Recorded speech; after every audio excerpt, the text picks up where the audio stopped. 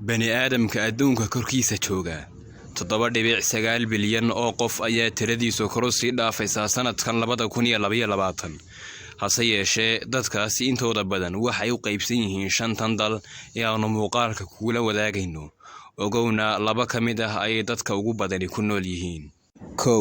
China ama Shiinaha 1.430 bilyan oo qof ayaa ku nool wadankan ku yaal bariga fog ee qaaradda Asia, taa oo ah in 18% dadka adduunku ay ku nool yihiin dalkan. Dadka ugu badan dalkan waxay ku nool yihiin magaalooyinka waaweyn ee wadanka sida Shanghai iyo Beijing. Caasimadda wadanka ee Beijing waxaa ku nool dad tiradoodu ku dhowdahay 12 milyan oo qof, halka xarunta dalka ugu weyn ee Shanghai ay ku nool yihiin 23 milyan 315 kun oo qof. Markii ugu horeysay tirada dadka China ayaa hoos u dhacday markii dawladda dalkaasi ay soo rogtay xeer la yiraahdo siyaasadda halka cunug, waxaana la rajeynayaa in tirada China ay hoos u dhacdo sanadka 2030. 2. Hindiya, dalka labaad ee adduunka ugu dadka badan, waxaa ku nool 1.370 bilyan oo qof.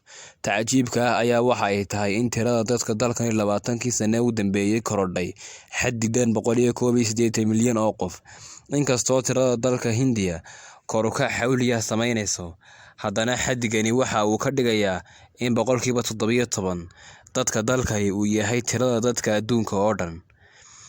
35% in ka badan dadka Hindiya waxa ay ku nool yihiin magaalooyinka dalka ugu waaweyn ee Mumbai, Delhi iyo Bangalore.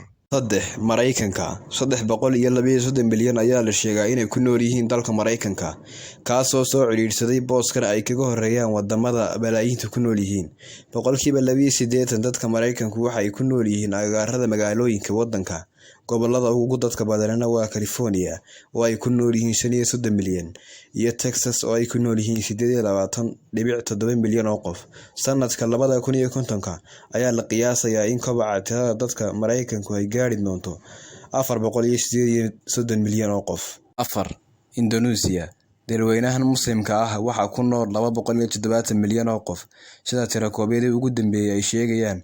57.7% dadka dalkani waxay ku nool yihiin jasiiradda Java oo ka mid ah 17 jasiiradood ee dalkani ka kooban yahay. Waxaa tirada dadka dalkani tirada guud ee adduunka ay ka noqonaysaa 3.5%. Caasimadda wadanka ee Jakarta waxaa ku nool 10 milyan oo qof.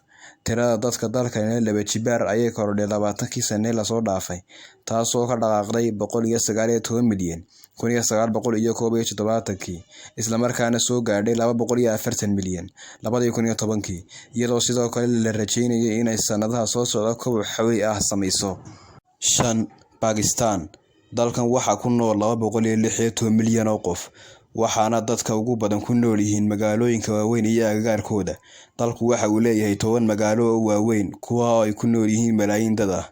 Labada magaalo ee ugu waaweyn waa Karachi iyo Lahore, oo Karachi ku nool yihiin 15 milyan oo qof, halka Lahorena ay ku nool yihiin 11 milyan oo qof. Tirada dadka dalkani waxa ay tirada guud adduunka ay ka noqonaysaa 2.8%. boqolkiiba 1 inay korodhay tirada dalka Pakistan ayaa la sheegay, halka la filayo in sanadka 2030 ay gaadho 245 milyan oo